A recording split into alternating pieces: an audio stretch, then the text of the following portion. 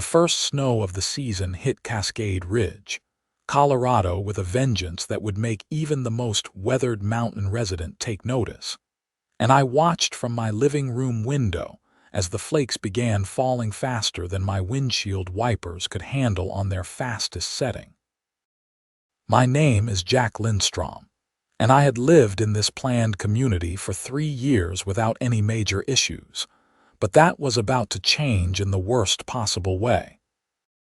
I owned a commercial snow plow business that serviced most of the private roads in this part of the Rockies, and our little subdivision had always been my first priority because, well, I lived here.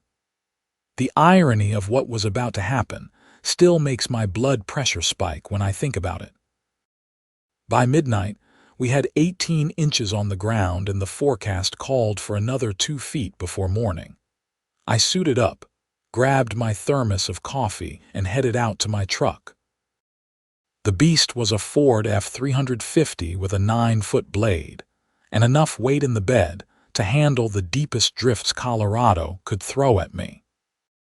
I had been plowing since 4 in the morning the previous day, taking care of my commercial clients first, and now it was time to clear our neighborhood streets so people could get to work in the morning. I fired up the engine and felt that familiar rumble that every truck guy knows and loves. The heater was blasting, my playlist was ready, and I had a clear mental map of the most efficient route through Cascade Ridge. I started at the main entrance, pushing the heavy snow to the sides, creating those perfect white walls that kids love to jump into. The subdivision was eerily quiet, just the sound of my plow scraping against asphalt and the muffled roar of the engine. I was about halfway through the main loop when I saw headlights approaching from the opposite direction. Not unusual, except these headlights were moving slowly, deliberately, and they pulled right across the road to block my path. I stopped the truck and waited, figuring someone needed help or had an emergency. What I got instead was Patricia Vance, the HOA president, climbing out of her white Lexus SUV in designer snow boots that had probably never seen actual snow before this moment. She marched up to my window, and I rolled it down, letting in a blast of freezing air. Patricia was somewhere in her late 40s, with the kind of haircut that required weekly maintenance and an expression that suggested she smelled something unpleasant at all times.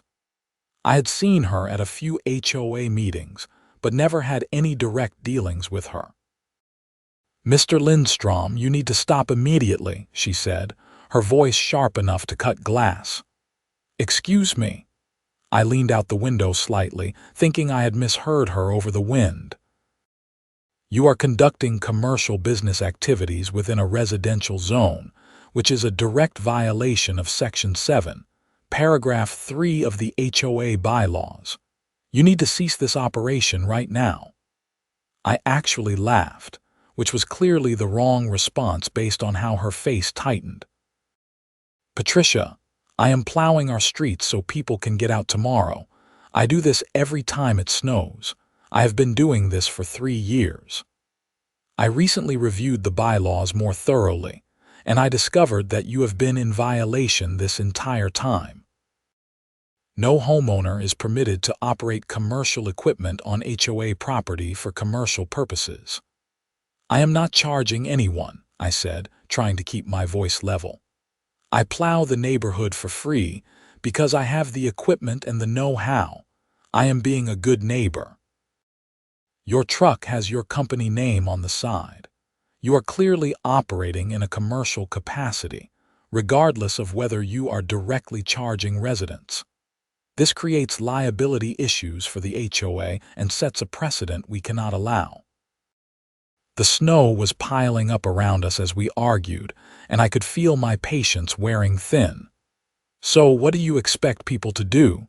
The HOA does not have a snow removal contract. That is not your concern. What is your concern is that if you continue to operate this vehicle in this neighborhood, I will have it towed for violating HOA regulations, and I will fine you $100 per day until you comply. You cannot be serious right now. I am completely serious. The board met yesterday via emergency video conference, and we voted 4-1 to enforce this regulation. You have been sent written notice via email. I pulled out my phone and checked. Sure enough, buried in my inbox from 9 p.m. that evening was an email with the subject line, "Violation notice, immediate action required." I had been too busy plowing to check my personal email. This is insane. People need to get to work. The school bus needs to get through. Emergency vehicles need access. The county is responsible for snow removal on public roads, and our internal streets will be passable by morning with careful driving. I stared at her, snow accumulating on my arm where it rested on the window frame. Patricia, we are going to have 5 feet of snow by morning with these drifts. Nobody is driving through that carefully or otherwise. That is not my problem, Mr. Lindstrom. You have been notified. If you continue, there will be consequences. She turned and walked back to her Lexus, which she somehow managed to turn around in the narrow space, and drove off toward her house on the east side of the development. I sat there for a long moment, watching the snow fall in my headlights. Part of me wanted to keep going, to finish the job and deal with whatever nonsense Patricia wanted to throw at me. But I also knew that she was petty enough to follow through on her threats, and I could not afford to have my primary work truck towed or racked up daily fines that could spiral out of control. The HOA bylaws, as stupid as they often were technically enforceable as part of our deed restrictions. I put the truck in reverse and headed back to my house, leaving half the neighborhood plowed and half of it buried. When I got home, my girlfriend Melissa was still awake, sitting at the kitchen table with her laptop. "Back early," she said, looking up. "Truck problems, HOA problems." I explained the situation while I made myself a sandwich, too frustrated to be tired despite the long day. Melissa worked as a paralegal and had a better understanding of the legal aspects of homeowner associations than I did. "Can she actually do that?" I asked. "Unfortunately, probably yes. HOAs have broad authority to enforce their bylaws, even when those bylaws are idiotic." "You agreed to them when you bought the house." "I never agreed to freeze to death in a snowstorm." "No, but you agreed to let the HOA make rules about commercial activities. They are stretching the definition, but a judge would probably side with them if it came to it. So what do I do?" "Nothing.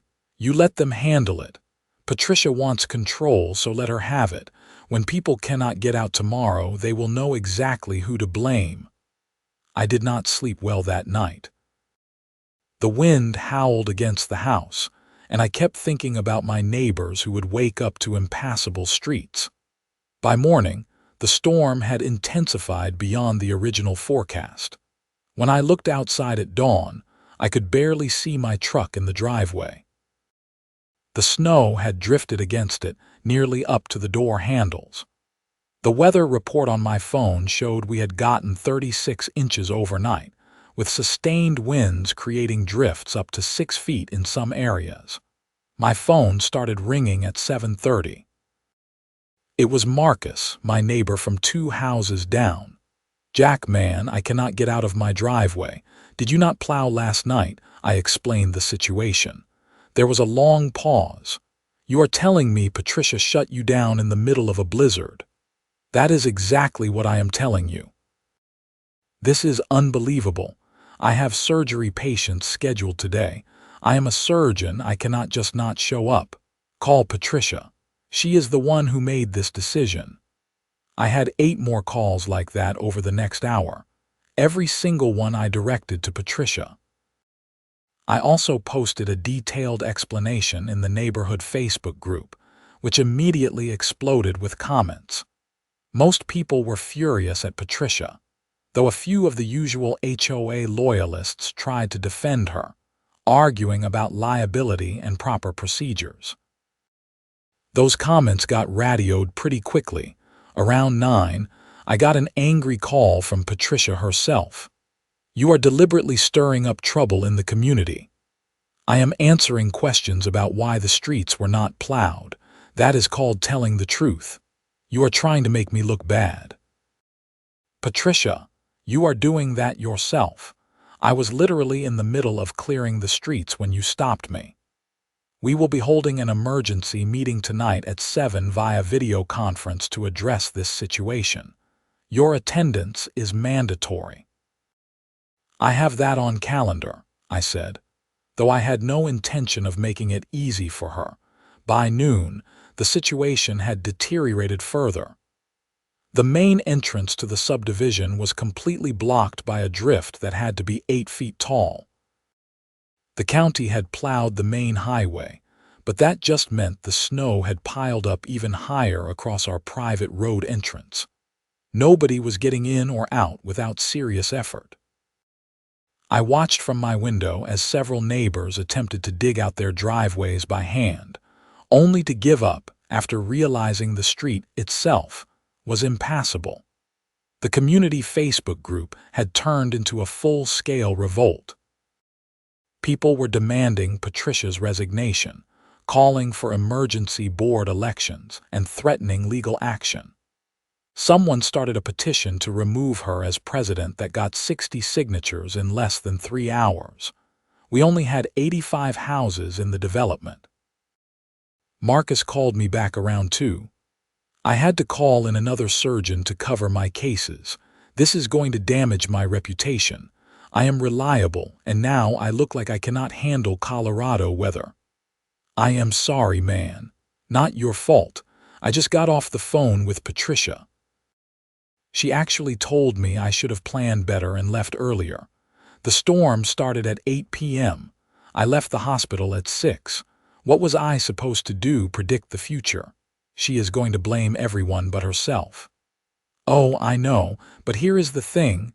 I pulled the bylaws. She is misinterpreting Section 7 completely. That section is about running a business out of your home, like having clients come to your house or storing excessive commercial inventory. It has nothing to do with using commercial equipment for neighborhood purposes. Can you explain that at the meeting tonight? Already planning on it. I am also bringing up the fact that she made a unilateral decision that affects health and safety without proper notice or a chance for community input." The day dragged on. The sun came out around 3, turning everything into a blinding white landscape. It was beautiful if you did not need to go anywhere. The problem was that nobody could go anywhere. The school had been canceled, which was fine, but people were running out of supplies. Mrs. Henderson, who was in her 70s and lived alone at the end of the street, called me in tears because she needed her medication and could not get to the pharmacy. I strapped on snowshoes and hiked the 1.5 miles to her house through the drifts, then took her prescription information and hiked out to the main road. From there, I caught a ride with a county plow driver I knew, got her medication filled in town, and hiked back in. The round trip took 3.5 hours. When I dropped off her medication, she was so grateful she cried, but I was furious that it had been necessary in the first place. The emergency meeting started at 7 sharp. Patricia was on the video call along with the other 4 board members. I recognized Tom Wheeler, who owned a house on the West End, Sandra Mills, who worked from home doing something with computers, and David Chen, who coached Little League. The 5th member was Gregory Walsh, who I did not know well but had always seemed reasonable. Patricia started the meeting with her usual formality, reading through minutes and procedures like we had not all spent the day trapped in our houses. Finally, she got to the main issue. As you all know, we had a significant weather event last night. Unfortunately, This revealed some ongoing compliance issues that the board has been working to address. Mr. Lindstrom was operating commercial equipment in violation of our bylaws, and when instructed to stop, he chose to abandon his activity entirely rather than work with the board to find a solution. I unmuted myself immediately. That is not what happened, and you know it. Mr. Lindstrom, you are out of order. This is not your time to speak. Actually, Patricia, this is exactly my time to speak because you are lying about what happened. I saw several dozen other faces in the video grid nodding in agreement. Marcus unmuted himself. Let him talk, Patricia. We all want to hear his side. Patricia's face tightened, but she nodded curtly. Fine, you have 3 minutes. I explained the timeline, including the fact that I had been providing free snow removal for 3 years without issue, that I was in the middle of clearing the streets when she blocked my path physically, and that the email notice had been sent while I was actively working, giving me no actual opportunity to respond or discuss the situation. Furthermore, I continued, I reviewed Section 7, Paragraph 3, and it does not say what you claim it says. That section restricts homeowners from operating businesses out of their homes that create excessive traffic, parking issues, or commercial storage on residential property. I am not doing any of those things.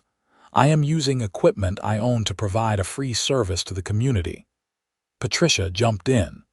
Your truck displays commercial signage, making it a commercial vehicle, and your use of it constitutes commercial activity. By that logic, if a plumber who lives here fixes his neighbor's sink for free, that is also commercial activity. Or if an electrician helps someone with their breaker box, you are creating an interpretation that does not exist in the actual bylaw language. Gregory Walsh, the board member I did not know well, spoke up. She has a point, Patricia. I have been reviewing the bylaws all day, and I do not think Section 7 applies here the way you are interpreting it. The board voted on this, Patricia insisted. You called an emergency vote without proper notice to the community and without full discussion, Sandra Mills said. I was surprised to hear her speaking up since she usually stayed quiet at meetings. I voted yes because you said it was a liability issue and we needed to act fast, but now I am not sure you gave us accurate information. The meeting devolved into chaos as dozens of homeowners unmuted themselves to share their experiences from the day. People talked about missing work, missing important appointments, elderly neighbors running out of food, and the general nightmare of being completely snowed in with no warning and no plan. Patricia kept trying to regain control of the meeting, but it was clear she had lost the room. Finally, Tom Wheeler made a motion to suspend the enforcement action against me and to allow snow removal operations to continue. Gregory seconded it immediately. The vote was 4-1 with only Patricia voting no. This is a mistake, Patricia said, her voice icy. When someone gets hurt or when we get sued because of unauthorized snow removal operations, do not come crying to me. Duly noted, Gregory said. Meeting adjourned.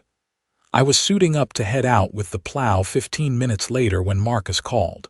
That was satisfying to watch. She is not going to let this go. Probably not, but at least people can get out of their houses now. How long will it take you to clear everything with these drifts? Probably 6 hours minimum. I am going to need to make multiple passes on some of the streets. Need any help? Unless you have a second plow, not really, but I appreciate the offer. I spent the entire night clearing streets. The work was exhausting because the drifts were dense and heavy, packed by the wind into something resembling concrete. My truck groaned under the strain in some sections, and I had to back up and hit the same drift 3 or 4 times to break through. By dawn, every street was passable. Not perfect, but clear enough for people to get out if they had a decent vehicle and drove carefully.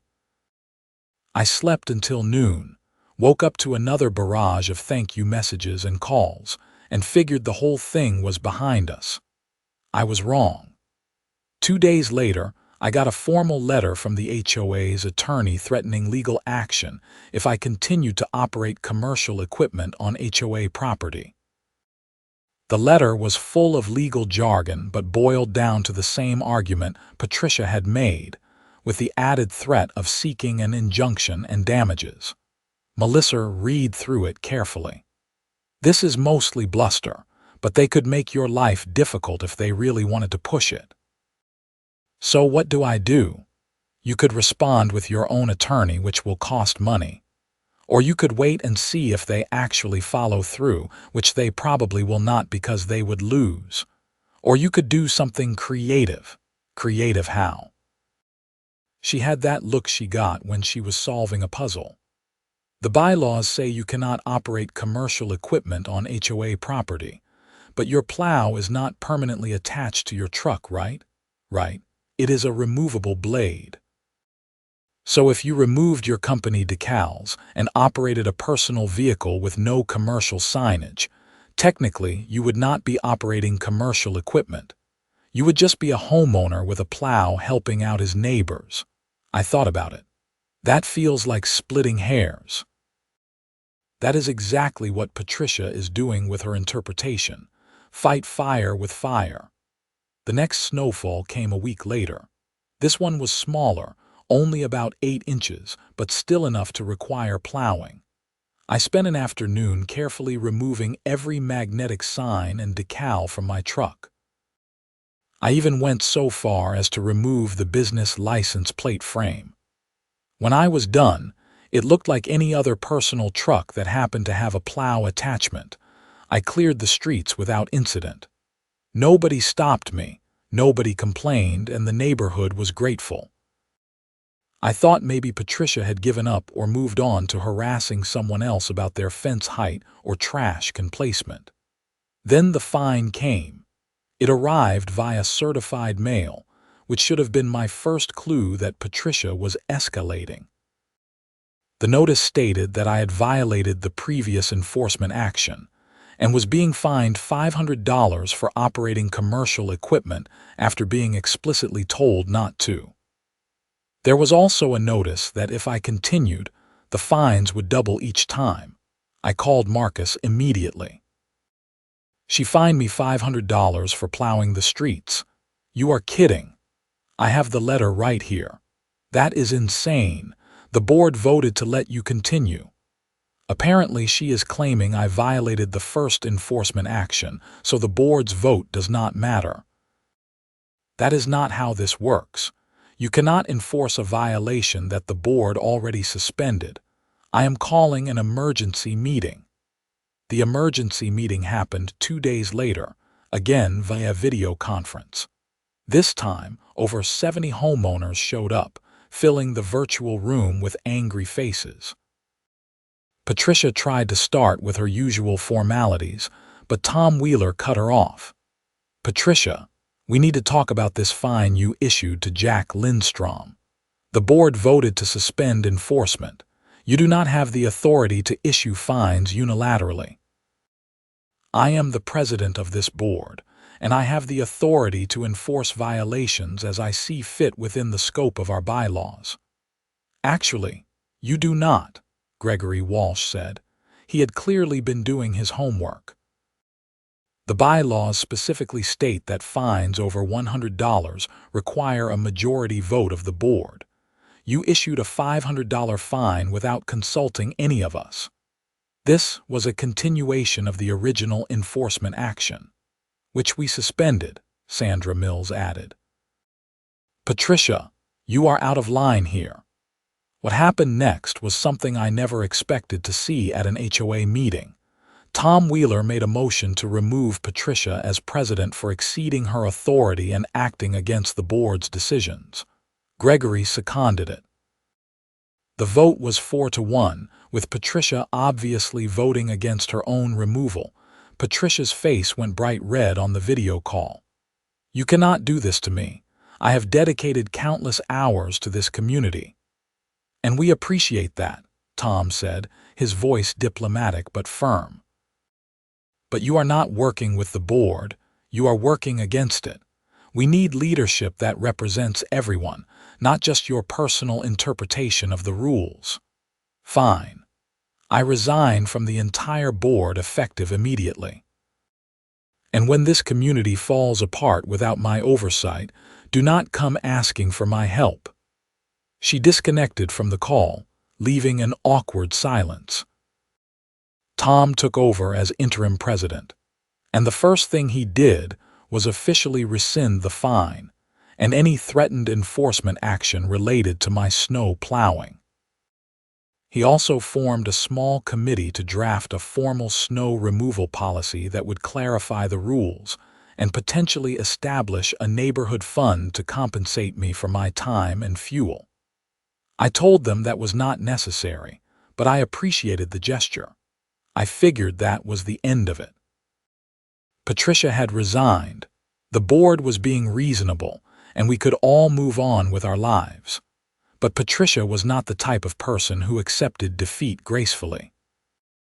She started showing up at the monthly board meetings as a regular homeowner, using the public comment period to make increasingly wild accusations about financial mismanagement and conspiracy theories about board members having secret deals with vendors. Most people ignored her, but she was persistent. The real problem started in January when another major storm was forecast. This one was supposed to be even bigger than the first, possibly dropping 4 feet of snow over a 2-day period. The Weather Service was calling it a once-in-a-decade event. I prepped my truck, made sure I had plenty of fuel, and planned my route to start as soon as the snow began tapering off. The storm hit on a Thursday evening. By Friday morning, we had 3 feet on the ground and it was still coming down. I stayed inside, monitoring conditions and waiting for the right time to start plowing. Around noon, the snowfall finally began to lighten. I suited up and headed out. I was pulling out of my driveway when I noticed something weird. The main street that ran through the neighborhood, which should have been buried under 3 feet of snow, had 2 lines of stakes driven into the snow drifts, creating a narrow corridor that would be impossible to plow through without removing the stakes first. I got out of my truck and walked over to examine them. They were wooden stakes, the kind you would use for marking property lines or surveying, and they were placed deliberately about 10 feet apart in 2 parallel lines stretching down the entire street. Attached to one of the stakes was a laminated sign that read, "Wildlife Migration Corridor Do Not Disturb, protected under County Wildlife Management Code Section 14.3. I pulled out my phone and called Tom Wheeler. "We have a problem." 20 minutes later, Tom, Gregory, Marcus, and Sandra were all standing in the snow looking at the stakes. Sandra was on her phone, scrolling through the county wildlife management codes. "Section 14.3 does not exist," she said. "The wildlife codes only go up to Section 12. This is completely made up." "So we can just remove them?" I asked. "Legally, yes," Tom said. "But do we know who put them here?" As if on cue, Patricia's Lexus came around the corner, moving slowly through the deep snow. She parked and got out, wearing what looked like official wildlife department gear, complete with a vest that said Wildlife Observer on the back. "I would not touch those stakes if I were you," she called out. "That is a protected corridor." "Patricia, there is no such thing as Section 14.3 of the Wildlife Code," Sandra said. "I have been working with the County Wildlife Department for the past month on this project. This area has been identified as a critical winter migration route for elk and deer. Any disturbance could result in significant fines from the county." Marcus laughed, which was clearly not the reaction Patricia expected. "Patricia, elk and deer do not migrate through residential subdivisions." And even if they did, one guy plowing snow is not going to disturb them more than 85 houses full of people.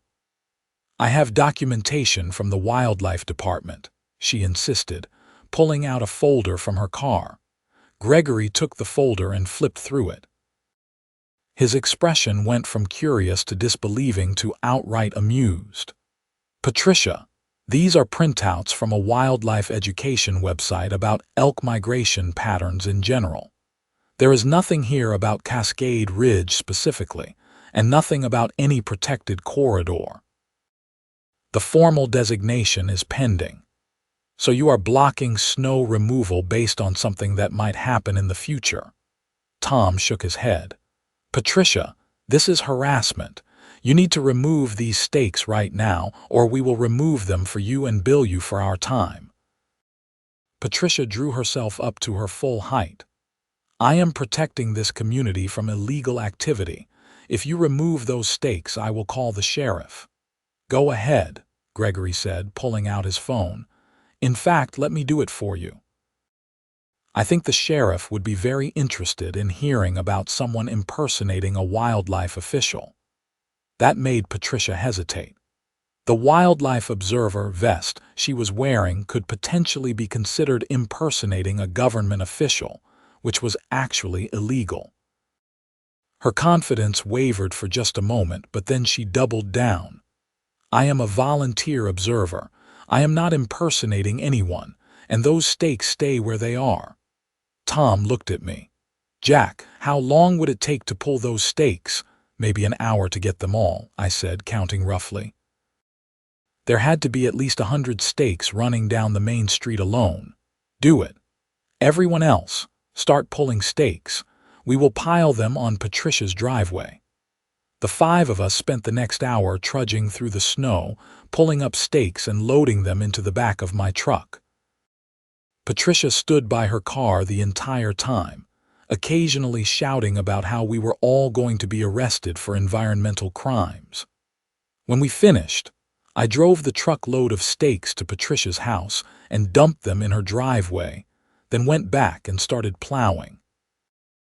The work took longer than usual because the snow was so deep, and I had lost several hours dealing with Patricia's stunt. But by midnight, the streets were clear enough for people to navigate.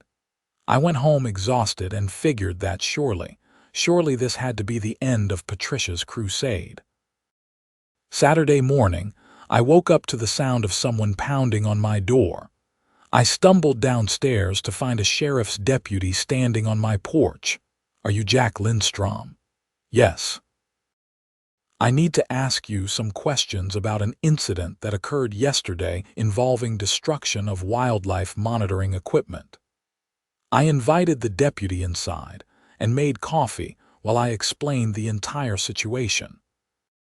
Deputy Harrison was in his early 30s, seemed reasonable and took notes while I talked.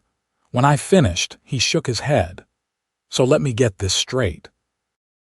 This woman put fake stakes in the road to stop you from plowing, claimed they were for wildlife monitoring even though she had no authority, and when you removed them, she called us claiming you destroyed official government property. That is exactly what happened. And you have witnesses. 4 of them, including the current HOA president. Deputy Harrison closed his notebook. Mr. Lindstrom, you are not in any trouble.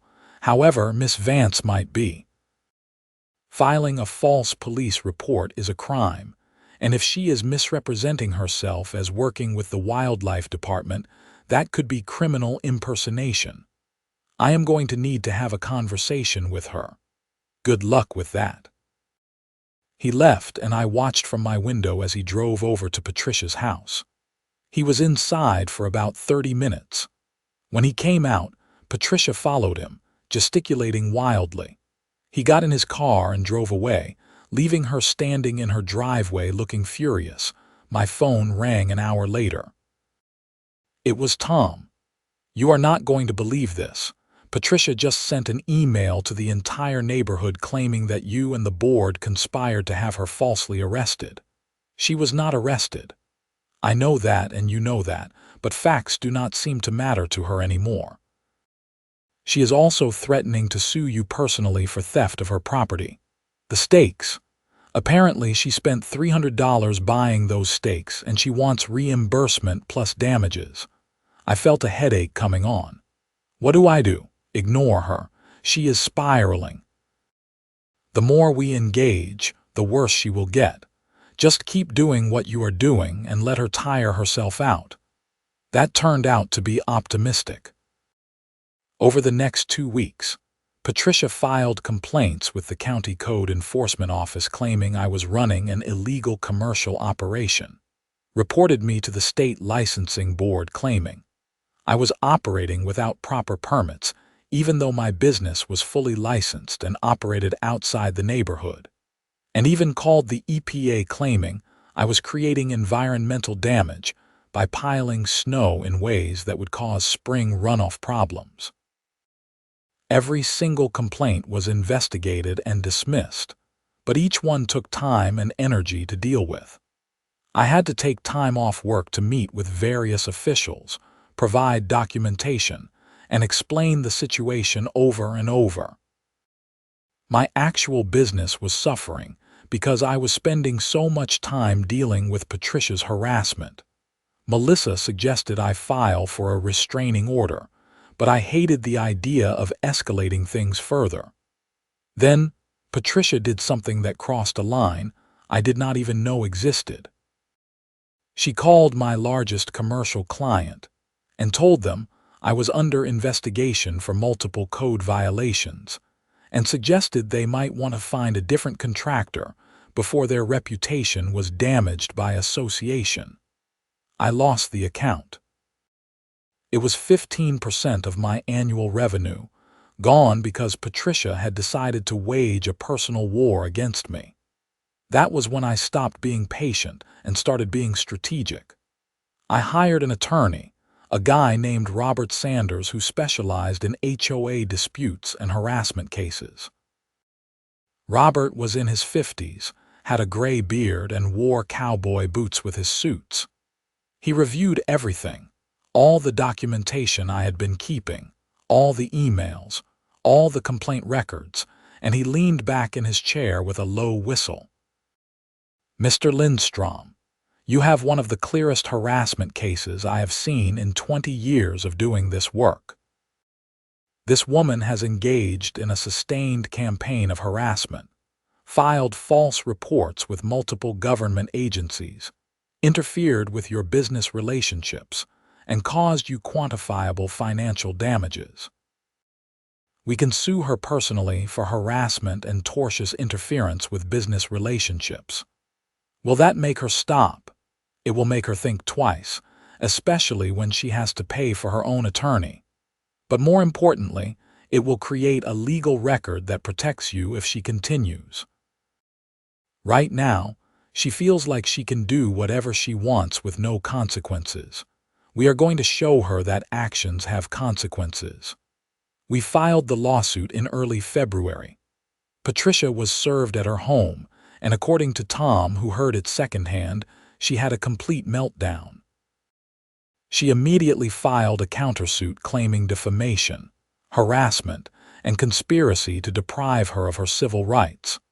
Her claims were nonsense, but they still had to be addressed, which meant more attorney fees and more time wasted. The case was scheduled for a preliminary hearing in March. In the meantime, we had another significant snowfall, about 18 inches this time. I plowed the streets without incident, but the next morning I discovered that someone had slashed 2 of my truck's tires while it was parked in my driveway overnight. I did not have proof it was Patricia, but the timing was suspicious. I filed a police report and had my security cameras checked. Unfortunately, the camera angle did not cover the part of the driveway where the truck had been parked. I installed additional cameras and put in motion sensor lights, turning my house into something resembling a small fortress. The preliminary hearing arrived, and we all showed up at the county courthouse in Boulder. Patricia had hired an attorney, a young guy who looked fresh out of law school and clearly had not been briefed on how unhinged his client was. The judge was a woman in her 60s named Judge Morrison, who had a reputation for not tolerating nonsense. Robert presented our case methodically, with timeline documentation, copies of all the false reports, sworn statements from my former client about Patricia's interference, and the sheriff's report about the fake wildlife corridor. Patricia's attorney tried to argue that she had been exercising her rights as a concerned citizen, and that any problems I experienced were the result of my own violations. Judge Morrison cut him off. "Counsel, I have reviewed the filings. Your client filed multiple false reports with government agencies. That is not protected speech. That is a crime. She also interfered with Mr. Lindstrom's business relationships using false information. That is tortious interference. What exactly is your defense here?" "Your Honor, my client was acting in good faith based on her understanding of the HOA bylaws and her concerns about proper procedures. Her good faith ended when she filed false police reports and made false claims to government agencies. I am granting a temporary restraining order requiring Miss Vance to stay at least 100 yards away from Mr. Lindstrom and to cease all contact with his business associates. We will have a full hearing on the harassment and interference claims in 60 days. Is there anything else?" Patricia stood up, ignoring her attorney's attempt to pull her back down. "Your Honor, this is a travesty. I was trying to protect my community and I am being persecuted for it. Mr. Lindstrom has been operating illegally for years, and everyone is ignoring it because it is convenient." Judge Morrison's expression did not change. "Miss Vance, you are not helping yourself. Sit down and let your attorney speak for you, or I will hold you in contempt." Patricia sat, but she was clearly furious. As we left the courthouse, she tried to approach me in the parking lot, but her attorney physically steered her away, probably saving her from a contempt charge. Robert looked satisfied. "That went well. The restraining order will keep her away from you, and the judge clearly is not buying her arguments. When we get to the full hearing, I expect we will get a judgment for damages and attorney fees." "How much are we talking?" "Conservatively, $50,000. That includes your lost business revenue, attorney fees, and compensation for the time you have spent dealing with her harassment. We might be able to get more if we can prove she slashed your tires." Over the next 2 months, Patricia complied with the restraining order in the most technical sense. She stayed away from me physically, but continued her campaign in other ways. She created a website called Cascade Ridge Truth, where she posted long, rambling screeds about corruption in the HOA board, my supposed illegal activities, and various conspiracy theories about how the neighborhood was being destroyed by incompetent leadership. Most people ignored it, but it was still out there, still damaging. She also started attending county commissioner meetings and using the public comment period to complain about HOA regulations in general and our neighborhood specifically. The commissioners were polite, but clearly had no idea what she was talking about or why it was their problem. The full hearing happened in mid-May. By this point, we had even more documentation because Patricia had violated the restraining order twice by sending emails to my business email address. Both violations had been reported to the court, and Judge Morrison had warned her that another violation would result in jail time. The hearing took most of a day. Robert presented our case with the precision of someone who had done this 1,000 times. We had documentation of the lost business revenue, testimony from my former client about Patricia's interference, records from every government agency she had contacted with false complaints, and the sheriff's testimony about the fake wildlife corridor incident. Patricia's attorney tried to mount a defense, but his heart clearly was not in it. His client had probably been impossible to work with, and he had to know he was fighting a losing battle. When it was Patricia's turn to testify, she used the opportunity to launch into a 30-minute speech about how she was the victim of a conspiracy, and how the real criminals were the people destroying the neighborhood with their negligence. Judge Morrison let her talk herself out, then asked a simple question. "Miss Vance, did you or did you not contact Mr. Lindstrom's business client and make false claims about investigations into his company?" "They were not false. He was under investigation by agencies where you filed complaints that were subsequently dismissed as baseless. So you filed false complaints, then cited those complaints as evidence of wrongdoing to damage his business. Is that accurate?" Patricia hesitated, probably realizing she had just admitted to exactly what we were accusing her of. "I was trying to protect people. By lying to government agencies and interfering with someone's livelihood, that is not protection, Miss Vance. That is harassment." Judge Morrison looked at her attorney. "Does your client have anything else to add that is actually relevant to the legal issues at hand?" He shook his head. "No, Your Honor."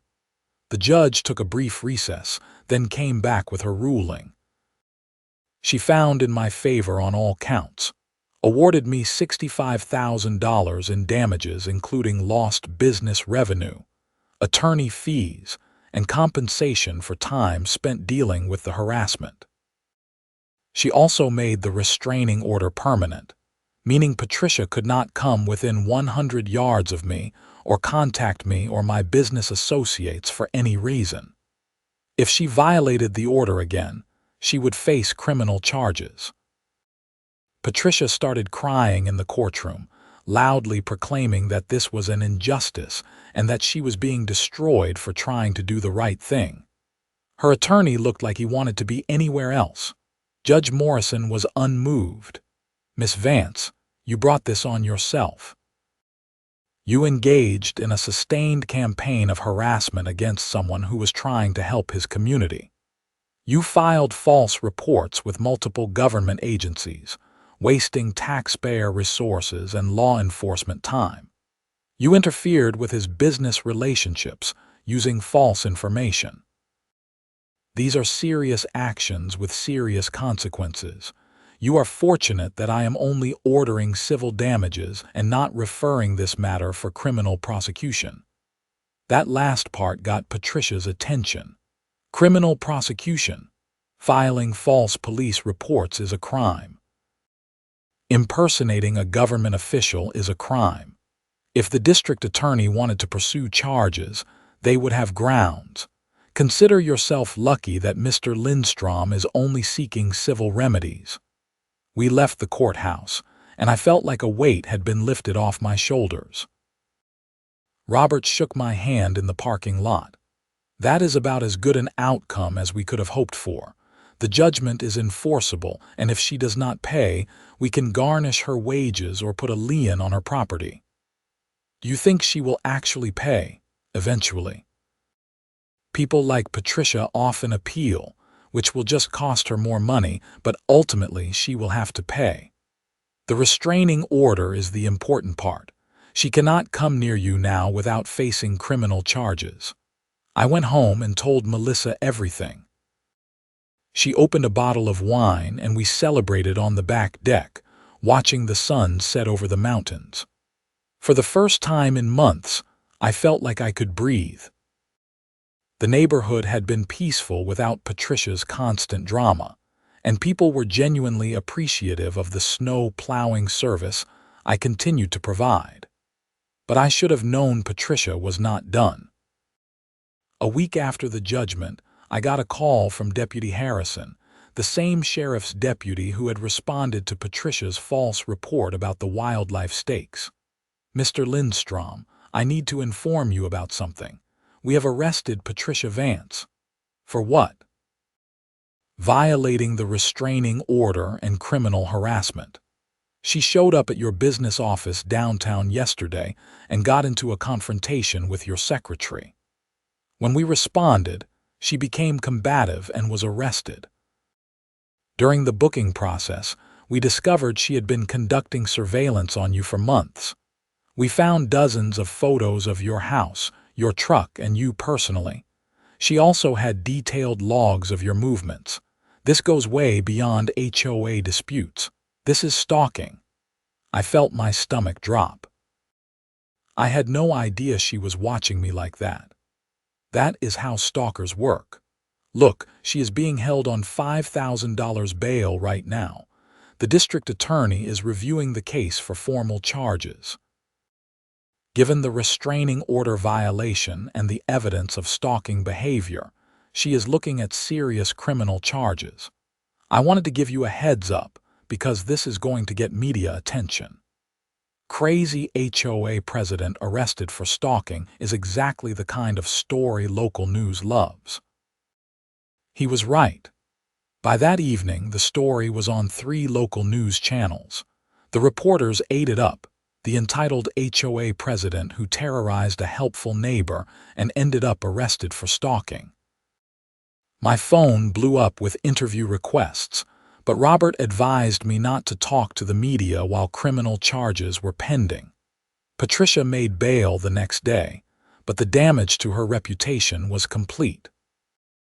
The neighborhood association formally banned her from ever serving on the board again, which was mostly symbolic since nobody would have voted for her anyway. Her husband, who I had seen maybe twice in 3 years, filed for divorce 2 weeks later. According to the neighborhood gossip, he had been horrified by her behavior, and the legal bills were the final straw. The criminal trial happened in August. Patricia had fired her civil attorney and hired a criminal defense lawyer who actually seemed competent. He tried to argue that she had mental health issues and needed treatment rather than jail time, which was probably true, but did not excuse the behavior. The prosecutor presented the surveillance evidence, the restraining order violations, and testimony from my secretary about the confrontation at my office. The jury deliberated for less than 3 hours before finding Patricia guilty of stalking, harassment, and violating a restraining order. The judge sentenced her to 1 year in county jail, with 6 months suspended pending completion of mandatory mental health counseling. She also had to pay an additional $10,000 in fines and court costs. I was in the courtroom when the sentence was read. Patricia looked smaller somehow, diminished. The confident woman who had blocked my plow truck in the middle of a snowstorm was gone, replaced by someone who seemed genuinely broken. I almost felt sorry for her, but then I remembered the months of harassment, the lost business, the constant stress, and the feeling of being watched in my own home. She was led away in handcuffs, and that was the last I saw of Patricia Vance. She served 4 months in county jail, got out on good behavior, and moved out of state to live with family in Arizona. Her house sold a month later to a nice couple with 2 kids who actually thanked me for keeping the streets plowed. The neighborhood slowly returned to normal. Tom Wheeler did a good job as HOA president, focusing on actual issues like maintaining common areas and organizing neighborhood events, rather than harassing residents over invented violations. We even established a formal snow removal fund where residents could voluntarily contribute to offset my fuel costs, which I thought was unnecessary but appreciated. Life settled into a comfortable rhythm. My business recovered the lost accounts and picked up new ones. Melissa and I got engaged that fall, with plans for a spring wedding. The neighborhood gossip moved on to other topics, though occasionally someone new would move in and hear the story of the crazy HOA president who went to jail for stalking, and they would look at me with a mixture of awe and sympathy. The following winter brought another major storm, nearly 3 feet of snow overnight. I fired up my truck at dawn and started the familiar route through the neighborhood. The streets were empty and peaceful, just the sound of my plow and the crunch of snow. As I cleared the main entrance, I thought about everything that had happened, how a simple act of being a good neighbor had spiraled into months of legal battles and harassment. But I also thought about the thank you notes from elderly residents who could not shovel themselves out, the surgeon who could get to his patients, the kids who could get to school, and the general sense of community that came from people helping each other. That was what neighborhood living was supposed to be about, not petty power struggles and invented regulations. I finished plowing just as the sun was coming up, painting the snow-covered mountains in shades of pink and gold. My phone already had several thank you texts from early risers who had seen the clear streets. I drove home, parked the truck, and went inside where Melissa had coffee waiting. "Streets done?" she asked. "Streets done. Any HOA drama?" "Not a bit." She smiled and handed me the coffee. "Good. That is exactly how it should be." And it was. The next few years passed without incident.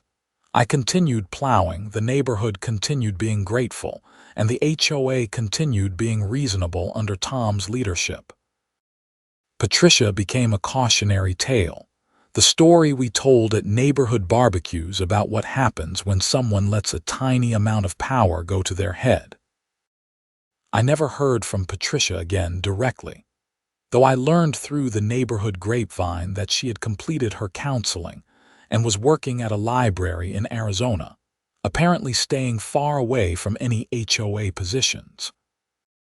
I hoped she had found some peace and learned something from the experience, though I honestly did not spend much time thinking about it. What I did think about was how grateful I was that the situation had been resolved legally and properly. The courts had worked the way they were supposed to, protecting someone being harassed and holding the harasser accountable. The sheriff's department had taken the stalking seriously and investigated thoroughly. The justice system, for all its flaws, had functioned correctly. I also thought about the community that had rallied around me when things got bad. Marcus and the other neighbors who spoke up at meetings, Tom and the board members who stood against Patricia's overreach, even Deputy Harrison, who had taken the time to investigate properly, rather than just dismissing it as neighbor drama. Those relationships and that support had made all the difference. The wedding happened in May, a small ceremony in our backyard with about 50 guests, mostly neighbors and close friends. Tom officiated since he had gotten certified online specifically for the occasion. During his remarks, he joked about how Melissa and I had weathered literal and metaphorical storms together, and everyone laughed because they knew exactly what he was referring to. At the reception, Marcus gave a toast. "To Jack and Melissa, may your marriage be filled with love, laughter, and fully plowed streets." More laughter, and I raised my glass back to him in acknowledgement. That night, as Melissa and I slow danced under string lights in our yard, with the mountains visible in the distance and our friends and neighbors celebrating around us, I realized how lucky I was. Not just to have found Melissa, but to live in a place where people looked out for each other, where one person's crazy behavior had not destroyed the community, where things had worked out the way they were supposed to. The story of Patricia and the snowplow became part of the neighborhood lore, the kind of tale that got told and retold with increasing embellishment over the years. But for me, it was simply a reminder that doing the right thing, even when someone tries to stop you, is always worth it in the end. The streets still needed to be plowed when it snowed, and I was still the guy with the truck and the know how to do it. And absolutely, nobody tried to stop me anymore, which was exactly how it should have been from the beginning. The HOA learned its lesson about overreach. The neighborhood learned the value of standing together against unreasonable behavior. And I learned that sometimes being a good neighbor means fighting for your right to be exactly that. Years later, I still plow those streets every time it snows. My truck is newer now, the blade more efficient, but the routine is the same. I start at the main entrance and work my way through each street methodically, creating those perfect white walls that kids still love to jump into.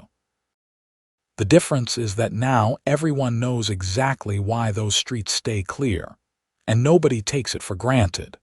The HOA, under various presidents over the years, has stayed reasonable. They focus on actual issues rather than invented problems, and they remember what happens when someone in a position of minor authority decides to abuse that power. Patricia's picture still hangs in Tom's garage as a joke, with the caption, "Remember why we keep it simple," underneath. I eventually collected the full $65,000 judgment, though it took years of garnishing Patricia's wages and putting liens on property. The money went into a college fund for the kids Melissa and I eventually had, twins named Sophie and Jake, who learned to love snow almost as much as I do. On snowy mornings, they begged to ride in the Plow truck with me, and sometimes I let them, showing them the routes and teaching them about helping your community. They will never fully understand the struggle it took to preserve that simple act of service, and honestly, I hope they never have to. I hope they grow up in a world where being a good neighbor is encouraged and appreciated, not attacked and criminalized by people with too much time and too little sense. But if they ever do face someone like Patricia, someone who values control over community and power over people, I hope they remember the story of how their dad stood his ground, fought through the legal system, and came out the other side with his principles intact and his neighborhood better for it. Because in the end, that is what matters. Not the drama, not the legal battles, not the crazy HOA president who went to jail. What matters is that when it snows in Cascade Ridge, the streets get plowed. Kids get to school, doctors get to hospitals, elderly neighbors get their medication, and life goes on the way it should. And every time I fire up that truck and head out into a fresh snowfall, I think about that first night when Patricia blocked my path and threatened me with fines and violations. I think about how close I came to just giving up, to letting the neighborhood fend for itself rather than dealing with her harassment. And I am grateful I did not. Grateful I stood my ground. Grateful for the community that backed me up and the legal system that protected me.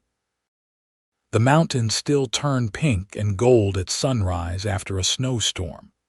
The coffee still tastes better after hours in the cold. And the satisfaction of driving through a freshly plowed neighborhood, knowing that dozens of families can go about their day because you took the time to help, still never gets old. That is what being a neighbor means. That is what community means. And no amount of HOA drama or petty power games can change that fundamental truth. Patricia tried, and Patricia failed, and the neighborhood is stronger for having survived her attempt.